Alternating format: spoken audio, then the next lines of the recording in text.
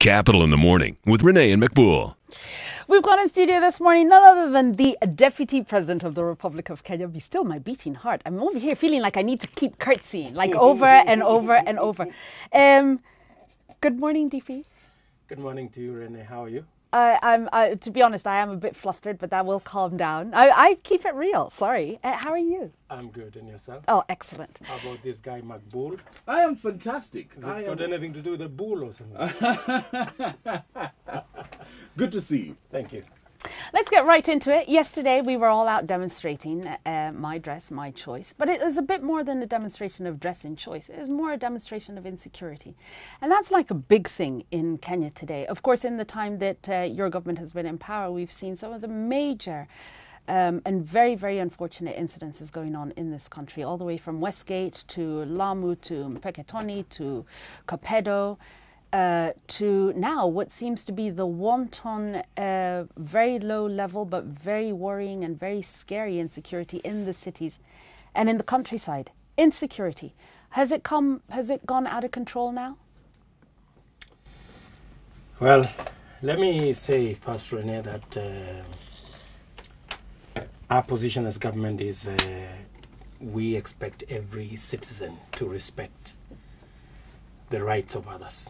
And therefore, we have asked the police to move in, investigate, and find those who stripped women in the streets. We believe that that's an act of criminality, and it shouldn't happen in any civilized society.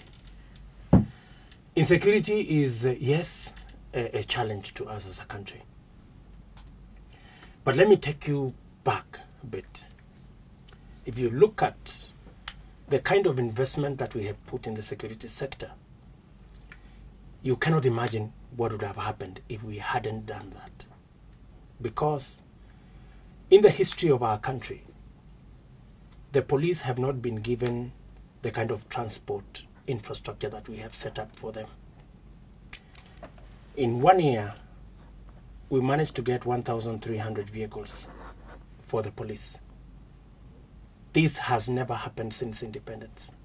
Police used to get 50 cars, maybe 100, maybe 150 if they're lucky. And what you're seeing now is a buildup of many years of underinvestment in our security sector. And that's what we are seeing now, coming out. And thank God that we are now seized of this matter.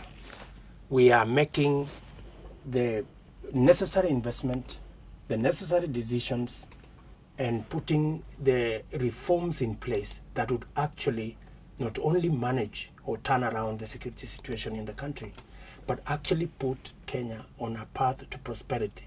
Because without security, there is no prosperity to talk about. So what have we done? Let me just give you an indication.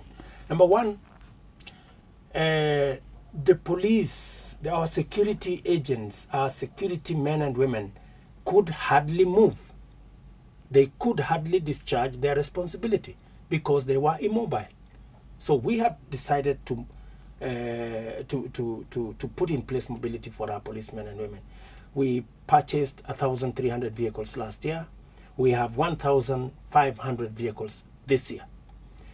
If you go to any part of Kenya today, you will see feasible police transport around the country. Number two, police have had the worst infrastructure, especially when it comes to communication. The walkie-talkies you see police carry around are analog gadgets. Very ancient, almost 40-year-old.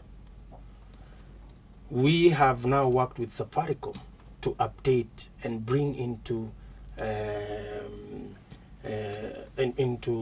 give the police a modern 21st century communication equipment complete with internet, so that our men in blue and all our security agencies can respond to situations real time, and their communication is secure.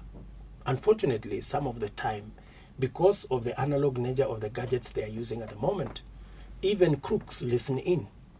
And some of the time, they cannot manage situations because even the people you're supposed to be hunting down can listen to what the moves you're making.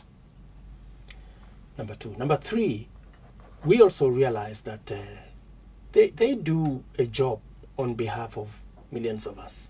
They put their lives on the line. They work under difficult situations. We are looking at reforming and working on the terms of service of our policemen and women. Number three, we are increasing police numbers. Last year we graduated 7,000 policemen. We are well on the target of reaching what is internationally accepted.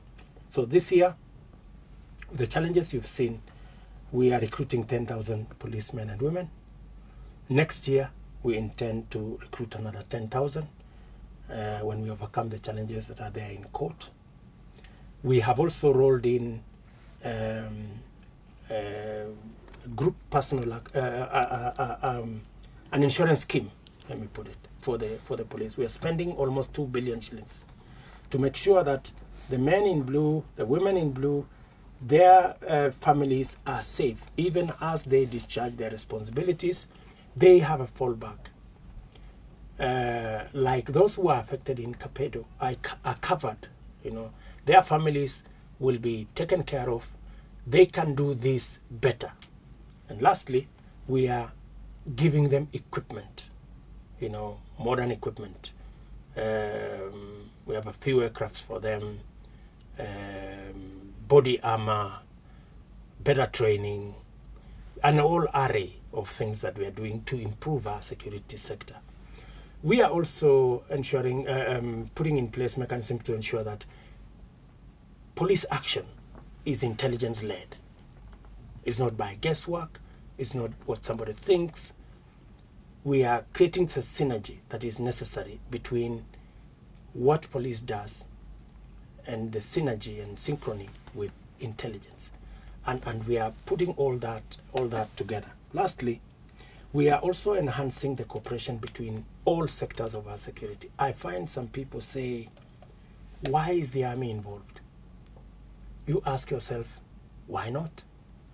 The army is a Kenyan asset. These are Kenyans. The taxpayers pay for these men and women to be in the barracks.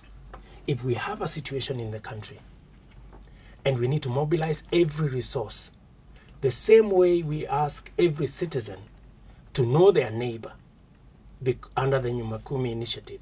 And some people say maybe it's unconstitutional. How is it unconstitutional to know your neighbor? Just to know, this is my neighbor, this is what he does.